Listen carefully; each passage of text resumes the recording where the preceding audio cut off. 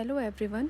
Today we will start 7th chapter of class 10th control and coordination. तो सबसे पहले हमें ये देखना है कि कंट्रोल एंड कोऑर्डिनेशन क्या है। कंट्रोल का मतलब जो भी मूवमेंट्स हमारी बॉडी में कंट्रोल्ड मैनर में चलती हैं। हमारी बॉडी में प्रोसेसेस जैसे कि रेस्पिरेशन, एक्सक्रीशन, डाइजेशन, सर्कुलेशन, ये सभी कंट्रोल्ड मैनर में चलती हैं।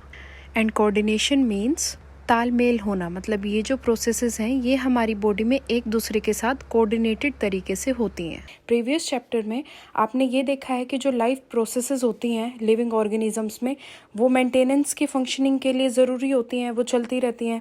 हमने ये देखा था कि कोई भी चीज़ अगर मूव करती है उससे हमें लगता है कि वो अलाइव है, और कुछ मूवमेंट्स हमें as a result of growth भी दिखाई देती हैं। जैसे प्लांट्स में जब ग्रोथ होगी तो वो हमें मूवमेंट दिखाई देगी। एक सीड जो जर्मिनेट करता है और ग्रो करता है वो सीडलिंग में कन्वर्ट होता है, और वो सीडलिंग क्या होता है, सॉइल से कुछ दिन में बाहर आ जाता है। लेकिन अगर ग्रोथ रोक दी जाए तो ये मूवमेंट्स हमें दिखाई नहीं देंगी। कुछ मूवमेंट जैसे कि एनिमल्स में भी और प्लांट्स में भी ग्रोथ से कनेक्टेड नहीं है।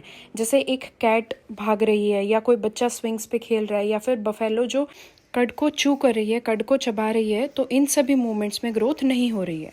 तो इन सभी मूवमेंट्स को हम लाइफ से एसोसिएट क्यों करते हैं? एक पॉसिबल आंसर ये हो सकता है कि ये जो मूवमेंट्स हो रही हैं ये किस वजह से हो रही हैं। जो भी एनवायरनमेंट में चेंज आ रहा है उसके रिस्पॉन्स में ये मूवमेंट्स हो रही हैं। जो हमने अभी कैट का एग्जाम्पल लिया था उसमें कैट भाग रही है, इसका मतलब हो सकता है उसने किसी माउस को देखा हो, तो एनवायरनमेंट में कोई चेंज उसने देखा, उस चेंज की वजह से उस कैट ने रिस्पॉन्ड किया है।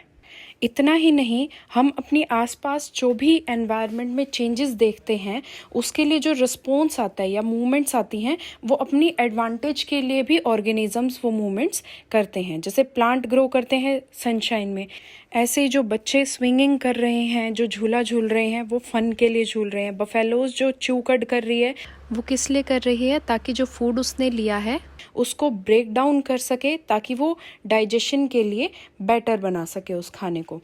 ब्राइट लाइट जब फोकस होती है हमारी आइज़ पे, या फिर हम अगर हॉट ऑब्जेक्ट को टच करते हैं, हम उस चेंज को डिटेक्ट करते हैं और उसके लिए रिस्पॉन्ड करते हैं। इस रिस्पॉन्स की वजह से हमारी मूवमेंट होती है ताकि हम अपने आप को प्रोटेक्ट कर सकें। एज अ रिस्पॉन्स जो भी हमारी बॉडी में मूवमेंट्स होती हैं वो कंट्रोल्ड मैनर में होती हैं, और ये जो एनवायरनमेंट में चेंजेस की वजह से रिस्पॉन्स आता है ये कंट्रोल्ड मैनर में चलता है। हर एक तरीके का जो चेंज हमारी एनवायरनमेंट में आता है उससे एक एप्रोप्रिएट मूवमेंट होती है एज अ रिस्पॉन्स। जैसे मान लो अगर आप अपने फ्रेंड से क्लास में बात कर रहे हो ड्यूरिंग लेक्चर, तो ऐसा तो नहीं है कि आप लाउडली बोलोगे, आप विस्परिंग करोगे। तो यहाँ पर भी क्या है, जो रिस्पॉन्स आ रहा है वो एनवायरनमेंट को देख करके आ रहा है। मतलब आपको पता है कंट्रोल्ड मैनर में आप उससे बात कर रहे हो, आपको पता है कि लाउडली क्लास में नहीं बोलना है। तो ये सारी चीज़ें कौन कंट्रोल करता है? Nervous system. और ये जो रिस्पॉन्स आते हैं ये कब आते हैं? जब हमारी एनवायरनमेंट में जो भी इवेंट्स चल रहे हैं उनको रिकॉग्नाइज करके ये कंट्रोल्ड मूवमेंट्स हमारी बॉडी में चलती हैं। तो हम ये भी कह सकते हैं कि लिविंग ऑर्गेनिजम्स एक सिस्टम को यूज़ करते हैं जिससे कंट्रोल एंड कोऑर्डिनेशन प्रोवाइड होता है। मल्टी सेलुलर ऑर्गेनिजम्स की जो बॉडी ऑर्गेनाइजेशन है, आपको पता है कि स्पेशलाइज्ड टिश्यू उनकी बॉडी में प्रेजेंट होते हैं। तो यही जो स्पेशलाइज्ड टिश्यूज़ हैं, इन्हीं स्पेशलाइज्ड टिश्यूज़ से कंट्रोल एंड कोऑर्डिनेशन की एक्टिविटीज़ चलती हैं।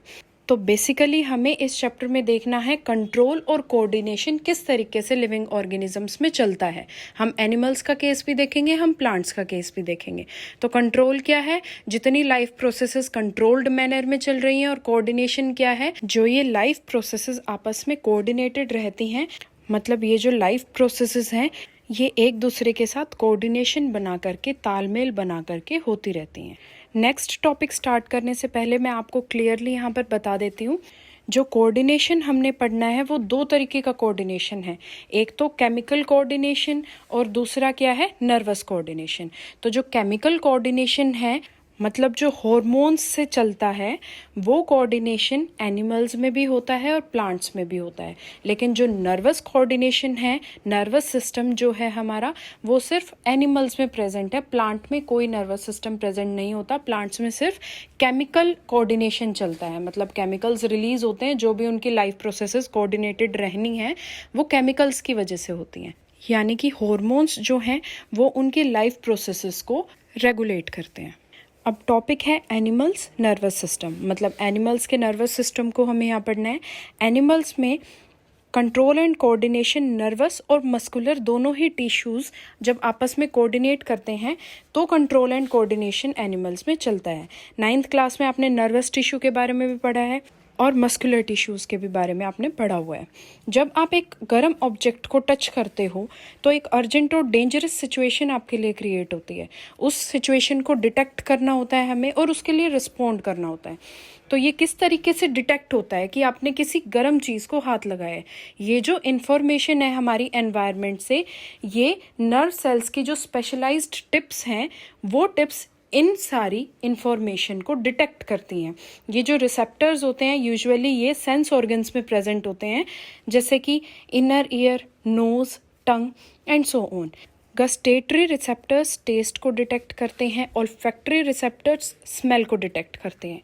नर्व सेल में जो डेंड्राइट टिप है, यानी कि जो एंड है डेंड्राइट टिप्स का, वहाँ पर ये इंफॉर्मेशन एक्वायर होती है जिसकी वजह से एक केमिकल रिएक्शन होता है और एक इलेक्ट्रिक इम्पल्स जनरेट होती है। ये जो इम्पल्स है ये डेंड्राइट से सेल बॉडी में ट्रैवल करती है, एक्सोन से होती हुई ये एक्सोन के एंड तक जाती है और एक्सोन के एंड पे फिर इलेक्ट्रिक इम्पल्स की वजह से कुछ केमिकल्स रिलीज होते हैं। ये जो केमिकल्स हैं ये गैप को, या फिर जिसे हम बोलते हैं साइनेप्स, उसे क्रॉस करते हैं और इसी तरीके की जो इलेक्ट्रिक इम्पल्स पहले डेंड्राइट्स पे क्रिएट हुई थी वो नेक्स्ट न्यूरॉन के डेंड्राइट्स पे क्रिएट हो जाएगी और यही जनरल स्कीम चलती है। इसी तरीके से एक नर्वस इम्पल्स जो है वो हमारी बॉडी में ट्रैवल करती है। मैं फिर एक बार इलेक्ट्रिक इम्पल्स को रिपीट कर देती हूँ।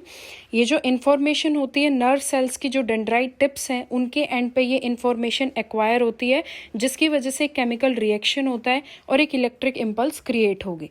ये इलेक्ट्रिक इम्पल्स सेल बॉडी तक जाएगी डेंड्राइट से, उसके बाद एक्सोन से होते हुए एक्सोन के एंड पर जाएगी और इस इलेक्ट्रिक इम्पल्स की वजह से एक्सोन के एंड पर केमिकल्स रिलीज होते हैं और ये केमिकल्स गैप को या फिर साइनेप्स को क्रॉस करते हैं और नेक्स्ट न्यूरॉन के डेंड्राइट्स तक ये इलेक्ट्रिक इम्पल्स ट्रैवल करती है। इसी तरीके का साइनेप्स जो है फाइनली न्यूरॉन से अदर सेल्स तक इन इम्पल्सेस को डिलीवर करने के लिए अलाउ करता है, जैसे कि मसल सेल्स या फिर ग्लैंड्स में। हमें पता है नर्वस टिश्यू जो है वो ऑर्गेनाइज्ड नेटवर्क है नर्व सेल्स या फिर न्यूरॉन्स जिन्हें हम बोलते हैं, और ये स्पेशलाइज्ड है for conducting information via electrical impulse from one part of the body to another. मतलब जो नर्वस टिश्यू है उसमें स्पेशलाइज्ड नर्व सेल्स प्रेजेंट हैं जो कि इंफॉर्मेशन को इलेक्ट्रिक इम्पल्स की फॉर्म में बॉडी के एक पार्ट से दूसरे पार्ट तक कंडक्ट करवाने का काम करते हैं। अगर फिगर 7.1a में देखते हो आप तो आपको न्यूरॉन्स के अलग अलग पार्ट दिख जाएंगे, जैसे सेल बॉडी है, सेल बॉडी में न्यूक्लियस प्रेजेंट है, डेंड्राइट्स शो की हुई हैं आपको, एक्सोन एंड नर्व एंडिंग्स। तो इस डायग्राम में आप ये देख सकते हो कि जो इन्फॉर्मेशन है वो कहाँ एक्वायर हुई है, कौन से न्यूरॉन के पार्ट के थ्रू ये जो इन्फॉर्मेशन है इलेक्ट्रिक इम्पल्स की फॉर्म में ये ट्रैवल करती है, और कहाँ पर ये इम्पल्स जो है केमिकल सिग्नल में कन्वर्ट होती है ताकि वो आगे की तरफ ट्रांसमिट हो सके, यानी कि नेक्स्ट न्यूरॉन में ट्रांसमिट हो सके।